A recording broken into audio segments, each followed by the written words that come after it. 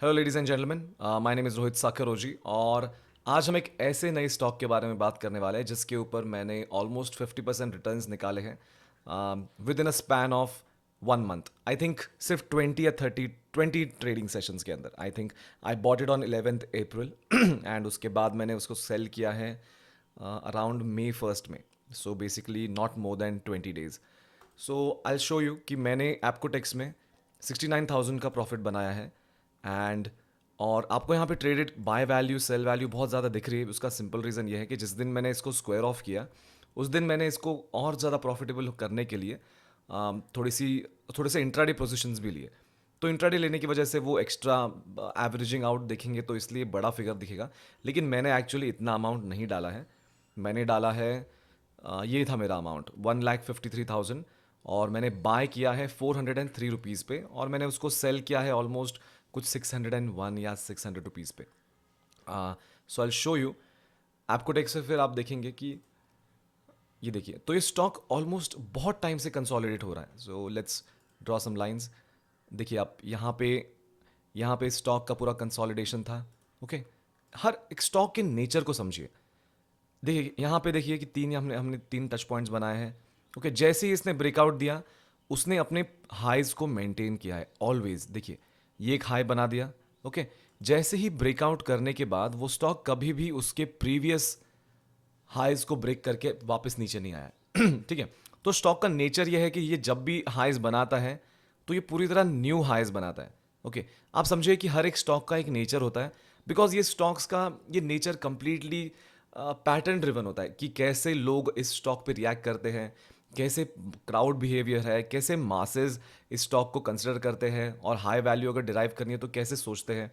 तो ये सब अगर आप अगर ध्यान में रखेंगे तो एक स्टॉक जब एक हाई ब्रेक करता है तो शायद से अगर वो हाई के ऊपर ही रहता है हमेशा तो it's a very progressive stock. तो ऐसे समझिए कि वो स्टॉक मतलब इट्स अ ग्रोइंग कंपनी जिसके बहुत सारे प्रॉस्पेक्ट्स अच्छे हैं, इसके प्रॉफिट्स परसेंटेजेस अच्छे हैं, इसलिए हमेशा जब वो हाई बनाता है तो वो हाइज काफ़ी देर तक टिके रहते हैं। फॉर एग्जाम्पल अभी यहाँ भी देख लीजिए। ओके, यहाँ भी हमने एक ये बनाया है। ओके, तीन टच पॉइंट्स हैं यहाँ पे। जैसे ही इसने एक नया हाई बनाया है, अभी तो ये इतना हाई जा चुका है कि मतलब ये तो मुझे लगता नहीं कि वापस इसके लोज पे आएगा। आ भी सकता है बट देन आप देखिए इसके पैटर्न को देखिए, इस पूरे स्टॉक के नेचर को देखिए। ये हमेशा जब भी हाइज बनाता है तो वो हाइज को मेंटेन करके all all time new highs बनाता है। ठीक है, तो प्राइस एक्शन आप देखिए, ये स्टॉक ऐसे अगर बिहेवियर है इसका तो ये वापस जब ये न्यू हाइज बनाएगा तो ये वापस उसे मेंटेन करेगा। आपको हमेशा ऐसे पैटर्न्स इमर्ज करते हुए दिखेंगे। तो मैंने स्टॉक लिया था, आपको दिखाता हूं मैंने स्टॉक लिया था कहीं इस तारीख पे 11 अप्रैल को मैंने स्टॉक लिया था। हालांकि मेरा बेस्ट टाइम तो ये था, मैंने 6 या 7 अप्रैल के आसपास ही ले लेना चाहिए था बिकॉज साइंस अच्छे थे, वहाँ पे वॉल्यूम बिल्डअप आ रहा था। लेकिन जैसे ही मैंने ये वॉल्यूम देखा तो मुझे रियलाइज़ हुआ कि अब ये स्टॉक में लिटरली एक्शन शुरू हो गया है। तो सबसे पहले ये समझिए कि एक स्टॉक पूरे साल में 100% टाइम्स नहीं जाता है। ओके, मतलब एक स्टॉक अगर for example the entire stock moves only 20% of the times.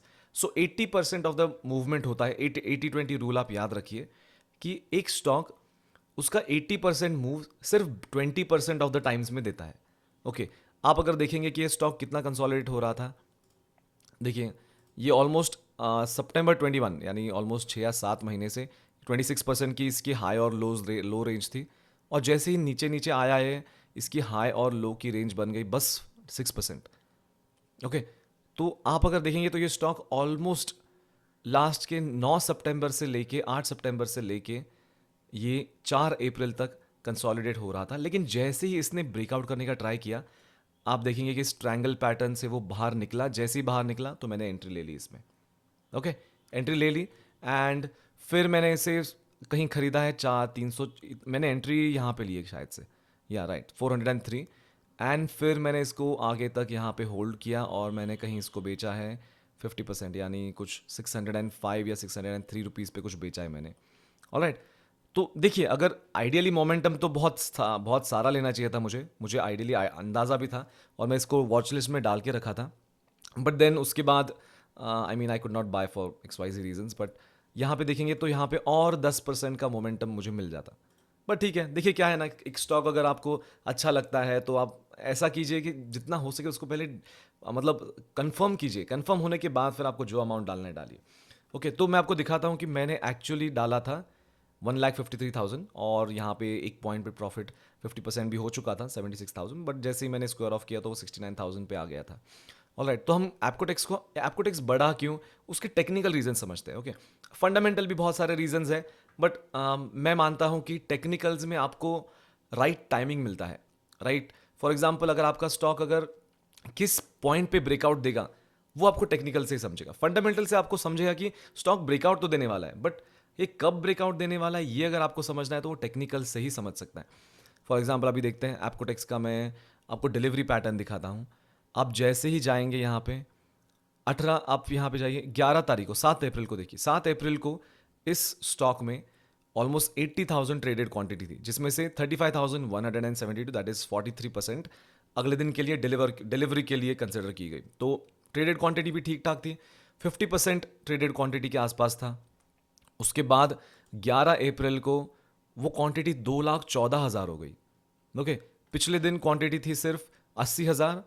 8 अप्रैल को आप देखेंगे कि क्वांटिटी हो गई 1,76,000 और 11 अप्रैल को हो गई 2,14,000।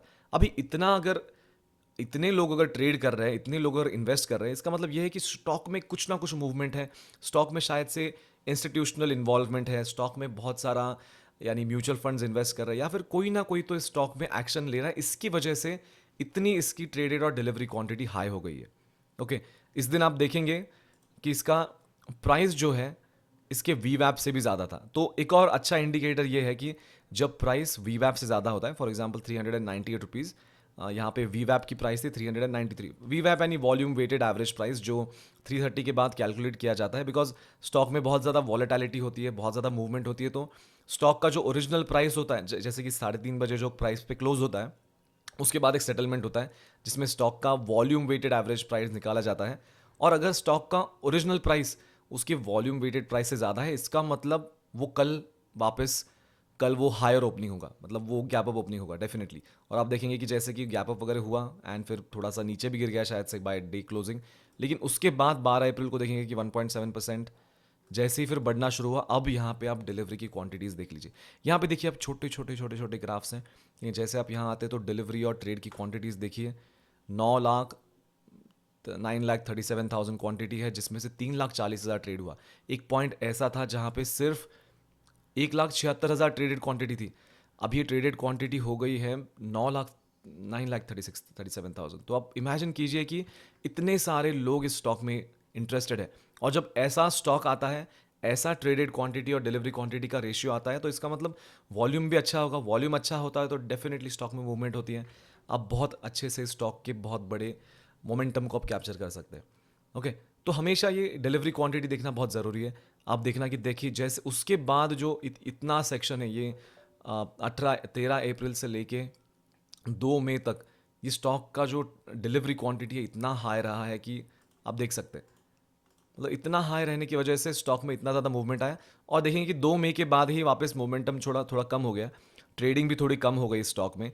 तो आप देखेंगे, मैं आपको दिखाता हूँ 4 मई को, देखिए कि 4 मई कहाँ है, ये 4 मई, 4 मई को देखिए, 4 मई के बाद वापस इसका डाउनफॉल शुरू हो गया, बिकॉज लोगों ने अब इसको बेचना शुरू कर दिया, लोगों ने प्रॉफिट बुकिंग कर दिया उसको, बहुत सारे लोगों ने उसको जितना होना था प्रॉफिट बुक कर लिया।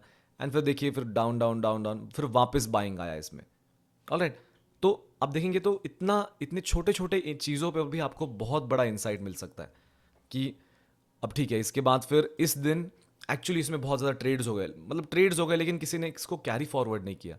सिर्फ 22% लोगों ने इसे कैरी फॉरवर्ड किया। तो आप देखेंगे कि इसलिए इसमें इतना सारा ऐसा पैटर्न बनने के बाद अभी शायद से मुझे ये भी लगता है कि जिन्होंने बेचना था उन्होंने ऑलरेडी बेच दिया है, जिन्होंने ये पूरे प्रॉफिट की पूरे स्ट्रीम को बुक किया था इन्होंने ऑलरेडी बेच दिया है। अभी जो मूवमेंट आएगा उसमें और प्राइस की मूवमेंट हो सकती है। आई मीन ये स्टॉक वापस नए हाइज लगा सकता है, but I am out of it. मैंने बहुत सारे अलग अलग स्टॉक्स में इन्वेस्ट किया है। तो अब देखें कि यहाँ पे अभी फंडामेंटल्स भी देख लेते हैं, आ ही गए तो फंडामेंटल्स भी देख लेते हैं। कंपनी का फाइनेंशियल देखते हैं डायरेक्टली, बाकी सब देखने से अच्छा है। तो कंपनी एक्चुअली कंपनी का आप देखेंगे कि टोटल रेवेन्यू भी 964, पहले 547 था, उसके बाद 964 हो गया, एंड मतलब ऑलमोस्ट लाइक एटलीस्ट 1.75 टाइम्स बढ़ गया है। इबिट्टा भी काफ़ी बढ़ गया है, लाइक ऑलमोस्ट डबल हो गया है। प्रॉफिट बिफोर टैक्सेस भी काफ़ी हाई है, वो भी डबल ही हुआ है। कंपनी का मतलब सब कुछ ऑलमोस्ट डबल हो गया था, मतलब उसके फाइनेंशियल इस क्वार्टर में इसका पूरा रेवेन्यू ही डबल हो गया। ईपीएस भी डबल हो गया है 19.6, डीपीएस भी काफ़ी अच्छा है। तो आप देखेंगे कि इतने इसके अच्छे अच्छे साइंस थे, इसलिए इस स्टॉक में इतना इंटरेस्ट आया। और शायद से किसी को ऑलरेडी इसके बारे में आइडिया था कि इसके स्टॉक के काफ़ी अच्छे रिजल्ट्स आने वाले हैं, इसलिए स्टॉक में मूवमेंट आया। तो बैलेंस शीट पे भी देखेंगे तो आप काफ़ी इनका लाइबिलिटीज़ भी, इन्होंने लाइबिलिटीज़ बढ़ाई है, इसका मतलब कुछ ना कुछ प्लांट इक्विपमेंट्स में भी खर्चा किया है। करंट एसेट्स देखते हैं, loans and advances, net property भी काफ़ी बढ़ाई है, गुडविल, लॉन्ग टर्म इन्वेस्टमेंट्स भी बढ़ाए हैं, non current assets, current liabilities देखते हैं। लाइबिलिटीज़ इन्होंने थोड़ी सी लाइक टोटल डेट उन्होंने पूरा कम कर दिया। देखिए लॉन्ग टर्म डेट इनका 22 करोड़ था पहले, अभी सिर्फ 6 करोड़ पे है। लिटरली इन्होंने पूरा कैंसल आउट कर दिया है। ओके, तो इक्विटी देखेंगे और फिर इनका ये कैश फ्लो भी देखते हैं। नेट चेंज इन कैश कुछ ज़्यादा हुआ नहीं है, कम कम हो गया at least. Changes in working capital थोड़ा सा बढ़ा दिया है। कैपिटल एक्सपेंडिचर ठीक ठाक है। फ्री कैश फ्लो 51 करोड़ इस कंपनी के पास हमेशा रहता है फ्री कैश फ्लो में। अच्छी बात है, मतलब काफ़ी इसकी बैलेंस शीट भी काफ़ी अच्छी है। एंड ये सब जब अच्छे अच्छे पैरामीटर्स दिखते हैं तो आप सब सब देख लीजिए पीयर्स कौन है इनके। एप्कोटेक्स है, गुजरात फ्लोरोकेमिकल्स है, आरती इंडस्ट्रीज़, तो बहुत सारे आप इसका फंडामेंटल एनालिसिस जितना करना है कर सकते हैं। होल्डिंग्स में आप देखेंगे कि यहाँ पे प्रमोटर्स के पास 58% है, तो 58% काफ़ी अच्छा है। एंड रिटेल के पास बहुत ज़्यादा क्वांटिटी है, तो काफ़ी मूवमेंट भी होता है। इसकी वजह से आपको देखेंगे कि एप्कोटेक्स में जो मूवमेंट हुआ है पूरी तरह से वो रिटेल ड्रिवन ही था। फॉरेन इंस्टीट्यूशंस भी काफ़ी कम मोमेंटम है, ओनली 0.92%। और म्यूचुअल इन्वेस्टमेंट्स फंड्स बाकी के कोई है नहीं ज़्यादा, तो इतना ज़्यादा यहाँ पे तो ज़्यादा है नहीं। लेकिन रिटेलर्स के पास इतना इक्विटी है, इसकी वजह से रिटेलर्स इस स्टॉक को बहुत कंट्रोल करते हैं। तो इसलिए आपने देखा कि इतना बड़ा मोमेंटम आया, वो that was only because of retailers. अभी हाँ, तो आपको देखेंगे 3 वीक पहले ही इसका रिजल्ट भी जाहिर हुआ था जिसकी वजह से इसका 36.73% ग्रोथ इन प्रॉफिट था मार्च 2022 क्वार्टर के लिए। 36.73% क्वार्टर में पूरा ग्रोथ था। या मतलब काफ़ी कंपनी ने काफ़ी प्रोग्रेस किया है, तो इसका सेल्स भी काफ़ी अच्छा है आई थिंक, इसलिए वो स्टॉक का ऊपर जाना बहुत ही लाजमी था। तो ये था एप्कोटेक्स। और फिर इसका अभी देखिए यहाँ पे ट्रायंगल पैटर्न्स है, जैसे ही ब्रेकआउट दिया इसने नया नया हाइज बनाया। अभी हम और थोड़ी देर अगर देखेंगे और शायद से दिन अगर हम इसको मॉनिटर करेंगे तो मे बी और एक ट्रायंगल पैटर्न बनाए, उसके बाद फिर ये अच्छा नया हाइज बनाए। अभी वीक में भी पैटर्न देखेंगे तो आप देखेंगे तो ये स्टॉक खरीदने का आपका सही टाइम था पिछले साल जनवरी में आएगी, अप्रैल में, पिछले साल अप्रैल ये बेस्ट टाइम था आपका स्टॉक खरीदी करने का। और आप देखेंगे कि ये स्टॉक इतने टाइम से कंसोलिडेट हो रहा है। देखिए इतने टाइम से ये स्टॉक, मतलब लाइंस दिख भी नहीं रही है, इतने टाइम से कंसोलिडेट हो रहा है ये।